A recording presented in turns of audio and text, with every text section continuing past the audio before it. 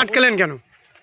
গরু গাড়ি আটকালাম কেন, আমাদের সরকার গরু আমাদেরকে একটা গাইডলাইন বেঁধে দেওয়া হয়েছে যে 14 বছরের নিচে কোনো গরুকে যাবে না, এবং কেউ যদি নিয়ে যায় বেআইনিভাবে তাকে সেই গাড়ি সেই মুহূর্তে ধরতে হবে এবং তাদের কাছে জন্ম সার্টিফিকেট দেখতে হবে, চেক করতে হবে, জন্ম সার্টিফিকেট চাইতে হবে।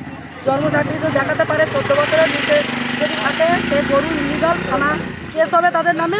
আর যদি লিগাল হয় মানে 14 বছরের উঠতে হয় সেই গরু আমরা সসম্মানে সেই ব্যক্তিকে দিয়ে দেবো এবং সেই ব্যক্তিকে আমরা ছেড়ে দেবো সসম্মানে।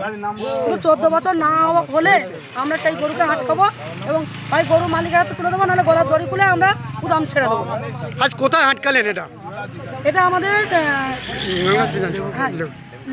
লেবুখালিতে আটকানো হয়েছে এবং ওনারা দুলদুলিপাড় থেকে গরুগুলো কিনে নিয়ে যাচ্ছিলেন।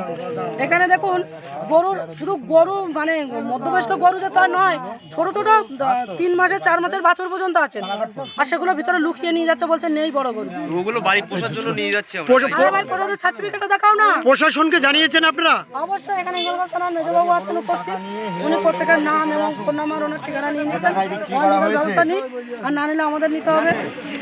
ওনারা বলছেন ছেড়ে দিতে, আমরা হয়তো মানুষকে ছেড়ে দিতে পারি, কিন্তু আমরা গবাদি পশুকে ওনাদের হাতে তুলে দিতে পারি না, ওনারা বেআইনি।